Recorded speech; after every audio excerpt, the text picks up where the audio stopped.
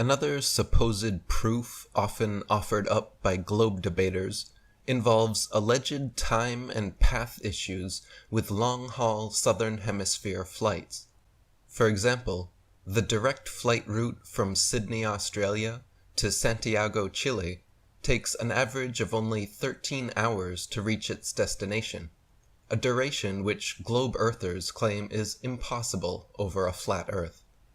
They say that since the Sydney to Santiago flights with US stopovers take twice as long to reach their destinations as the non-stop flights, that this proves the direct flights are not traversing the US and could not be completed so quickly over a flat Earth.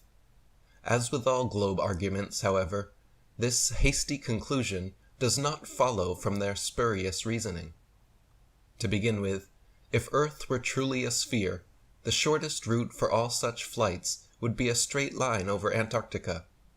If this flight path was actually possible, it would cut off many hours and many hundred miles. But pilots are given the excuse that Antarctica is too cold to fly over, so not a single plane actually takes the shortest, fastest route over a spherical Earth. Now, even conceding this point, if Earth were truly a sphere, then the second shortest route for all such flights would be a straight shot due east or west over the Pacific, staying in the southern hemisphere for the entire flight. Refueling could even be done in New Zealand or other southern hemisphere destinations along the way, if necessary. In reality, however, 99% of Santiago to Sydney and other long-haul southern hemisphere flights admittedly cross the equator twice, going high into the northern hemisphere, making stopovers at LAX and other North American airports before continuing back down to the southern hemisphere. Here are a few more examples. On a globe, Santiago, Chile to Johannesburg, South Africa should be an easy flight, all taking place below the Tropic of Capricorn in the southern hemisphere. Yet every listed flight makes a curious refueling stop in Senegal near the Tropic of Cancer in the northern hemisphere first. When mapped on a flat Earth, the reason why is clear to see, however, because Senegal is actually directly in a straight line path halfway between the two. On a globe, Johannesburg, South Africa to Sao Paulo, Brazil should be a quick, straight shot over the Atlantic along the 25th southern latitude, but instead, nearly every flight makes a refueling stop at the 50th degree north latitude in London first. On a globe, Johannesburg, South Africa to Perth, Australia should be a straight shot over the Indian Ocean with convenient refueling possibilities on Mauritius or Madagascar. But in actual practice, most Johannesburg to Perth flights curiously stop over in either Dubai, Hong Kong, or Malaysia. On a globe, Cape Town, South Africa to Buenos Aires, Argentina should be a straight shot over the Atlantic following the same line of latitude across. But instead, every flight goes to connecting locations in the northern hemisphere first, stopping over anywhere from London to Turkey to Dubai.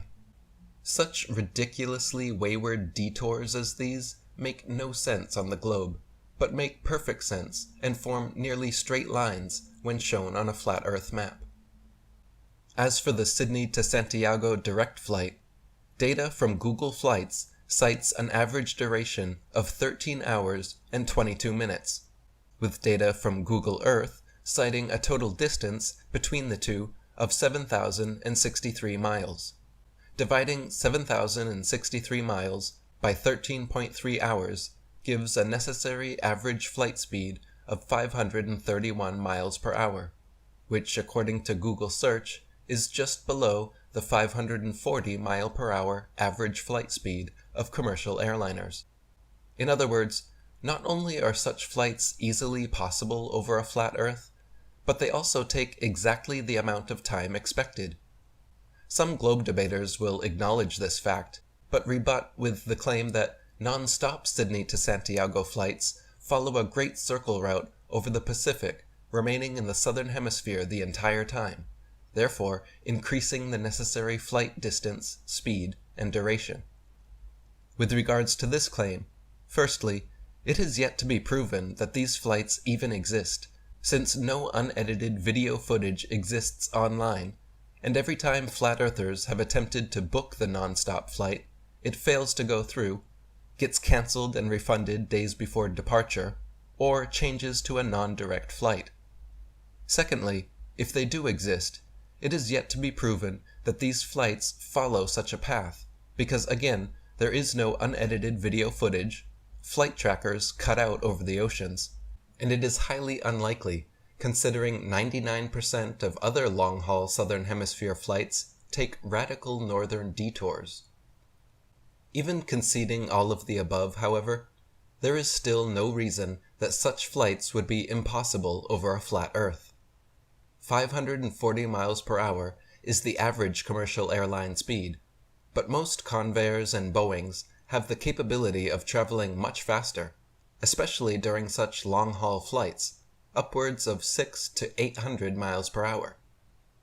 The Concorde commercial airliner actually had a maximum flight speed of a whopping 1,480 miles per hour.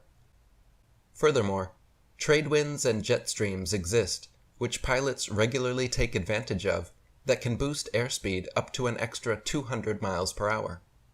Therefore, even if such a flight exists, and travels non-stop the exact route globe debaters claim, by simply speeding up and taking advantage of trade winds and jet streams, planes would still be perfectly able to reach their destination on time over a flat Earth.